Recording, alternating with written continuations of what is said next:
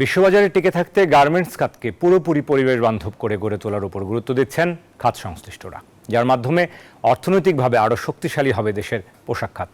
রাজধানীর আইসিসিবিতে garments accessories ও packaging পণ্য মেলার দ্বিতীয় দিনে এক সেমিনারে এমন মত উঠে আসে।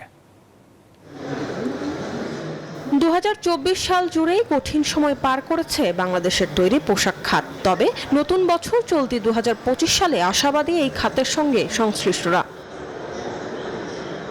রাজধানীর আইসিসিবিতে চলছে গার্মেন্টস টেকনোলজি প্রদর্শনী 2025। গুরুত্বপূর্ণ এই খাতের জন্য সর্বাধুনিক সব যন্ত্রপাতি উদ্যোক্তাদের কাছে তুলে ধরতেই এই প্রদর্শনীর আয়োজন। বায়ার রিপ্রেজেন্টেটিভ যারা, ডিজাইন স্টুডিওস যারা, ওরা সবাই এসে এখানে দেখতে পাচ্ছে যে কি প্রোডাক্ট আসলে টোটাল একটা গার্মেন্টে ভ্যালু অ্যাড করার জন্য অ্যাড করা যেতে পারে। গার্মেন্টস যেভাবে এগিয়ে যাচ্ছে, আপনার $100 billion target, $100 billion target, $8.5 billion আপনার অ্যাক্সেসরিজ আমরা তাদেরকে দিচ্ছি এবং বিশ্ববাজারেও আমরা সরাসরি রপ্তানি করছি। প্রদর্শনীর পাশাপাশি গার্মেন্টস খাতকে পরিবেশ বান্ধব করতে সেমিনারের আয়োজন করে BGAPMEA। বক্তারা বলেন, বিশ্ববাজারে টিকে থাকতে বাংলাদেশকে এখন পরিবেশ বান্ধব পণ্য তৈরিতে জোর দিতে হবে, যার মাধ্যমে অর্থনৈতিকভাবে আরও শক্তিশালী হতে পারে পোশাক খাত।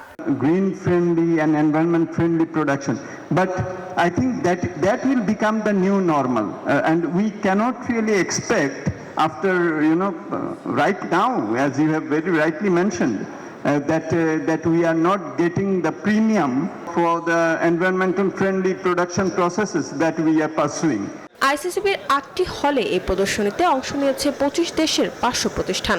3 দিন ব্যাপী এই আয়োজনের পর্দা নামবে আগামী 11 জানুয়ারি। মরিয়ম আজিজ মৌরিন, নিউজ 24, ঢাকা।